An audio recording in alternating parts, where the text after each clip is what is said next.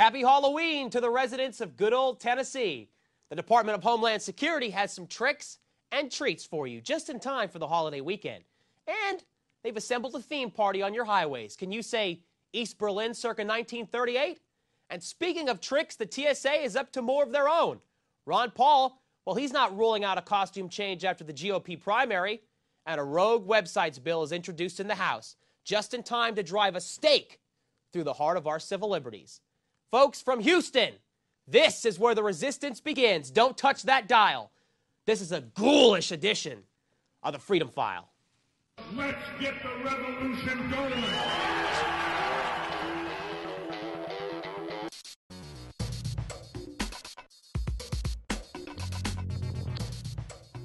Welcome to the Freedom File. I'm Matt Topolsky. On the last edition of the file, I reported that TSA agents would be heavily involved in manning highway checkpoints in Tennessee. Tennessee is now the first state ever to work with the TSA to deploy a simultaneous counterterrorism operation statewide. News Channel 5's Adam Gassimi was at one of their way station checkpoints today near Portland. Yeah, Vicki, you know, this was a massive operation really bringing all federal, state, and local agencies together to not only do random searches, but also create an army of agents on wheels. Well, yesterday, the state's Homeland Security Commissioner turned up the heat with an announcement that security checkpoints would be put in place over Halloween to keep roadways safe for trick-or-treaters. The Tennessee Highway Patrol released an official statement encouraging motorists to take extra precautions to ensure a safe and happy Halloween. They announced that in conjunction with the, are you ready for this? Department of Homeland Security, that they would be conducting safety checkpoints, sobriety roadblocks, saturation patrols, and other enforcement techniques to look for aggressive or impaired drivers to ultimately save lives. And you know something, folks? When you put it like that, it sure makes it hard to argue with the idea of saving lives, right? But last year in Tennessee, during Halloween, one person was killed due to drunk driving. The year before that, 2 people were killed due to drunk driving. So in a 2-year span, 3 people are killed. And that really justifies you calling in the Department of Homeland Security? Everyone at home, you be the judge of that. Quite honestly, I think it's pretty ridiculous. And speaking of government intervention, well, the TSA, they just keep outdoing themselves, folks. They're like a troubled wide receiver on your favorite football team. We just keep giving them more and more money, and in return, they just keep screwing up. On a note in the luggage, the TSA official wrote, "Get your freak on, girl." In an extremely rare moment for the TSA, you know, the guardians of the 21st century police state, they caved to public outrage and fired one of their own screeners after that screener left a lewd message in lawyer Jill Filipovic's checked bag. After conducting an inspection of her bag and finding a sex toy, the screener left a message on the TSA inspection form which told the lawyer to get your freak on, girl! And after arriving at her hotel, Filipovic discovered the message on her bag. Having initially only suspended the TSA screener responsible, the federal agency was forced to go a step further once the story went viral and caused substantial public outrage. That's right, they eventually fired the screener. You know, folks, it's so unbelievably sad that the TSA is afforded due process after each and every example of their blatant violations of our constitutional rights. But Americans like you and I, we are afforded nothing when we step through the porno scanners, the radiation machines, and the abusive pat-downs at our nation's airports. But you know something? If you're looking for liberty, as I've said before, then you got to look no further than presidential candidate Ron Paul. And Paul recently appeared on Fox News where he refused to rule out a third-party run for president if he did not get the Republican nod. The congressman hinted several times during the interview that the thought was definitely on his mind.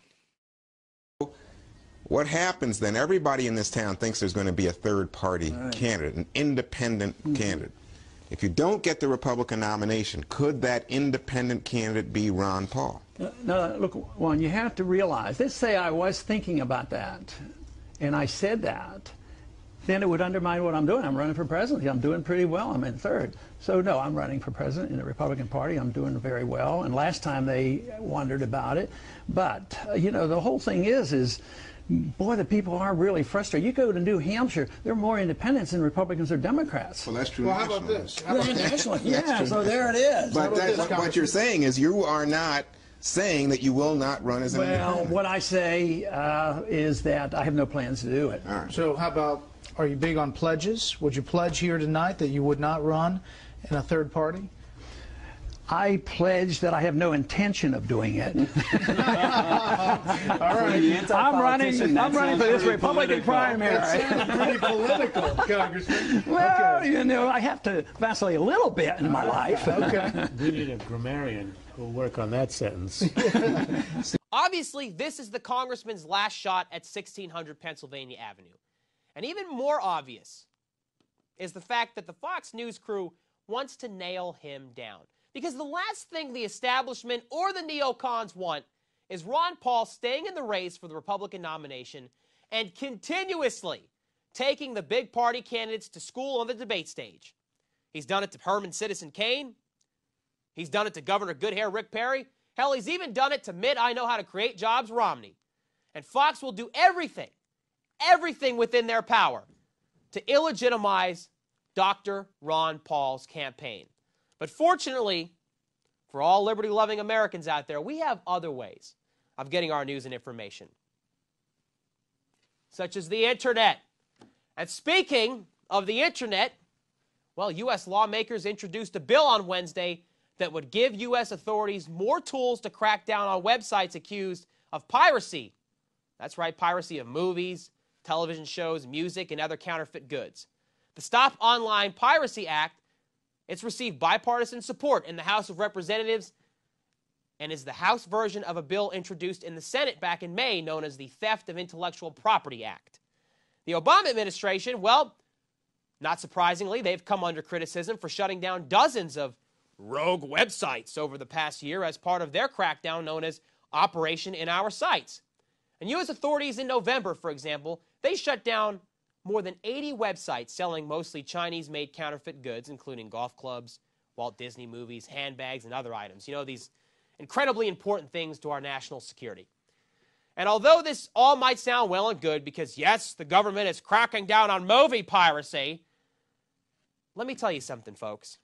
The bottom line here is the federal government is doing something else entirely. They are considerably overstretching their authority. There is nothing in this bill which prevents the government from deeming any website they choose to be in some violation of the bill. And there's nothing in the bill that can simply prevent them from wiping out a website anytime they want to. That's why this is important, folks. If we do the math, you can see that much of the Occupy Wall Street movement and the Occupy the Fed movements have been organized online. Just like the Arab Spring, just like what happened in Turkey, just like what happened in Egypt. Folks, here's the bottom line. It's easy for the mainstream cable news media to black out nationwide in global protests, but it's much more difficult for them to police the web. How do you solve this? Well, you solve it by creating a law that deals with a small problem and creating a broad, sweeping effect. It's sort of like the crime of jaywalking. You know, when someone is fined for crossing the street in a nonlinear manner, you've got to ask yourself the question, why were they fined? Is this really harming anyone? But that's not the point. The point is, as big government expands its power and reach over a population, it does so by creating a plethora of small laws. And anyone can violate those small laws. Anyone. Why? Because we're human beings. We're imperfect. And once you commit a said crime or violation, well, then as Joe Stalin's chief of police once said, you find me the man, and I'll find you the crime. Once you're in the system, it makes it harder for you or anyone to speak out against the government because they can simply prosecute you or shut down your website for anything. You know what we're going to do, folks? We're going to try and keep our website up as long as possible. And remember, the resistance starts here, but it ends with you. I'm Matt Topolsky, and this is the Freedom File.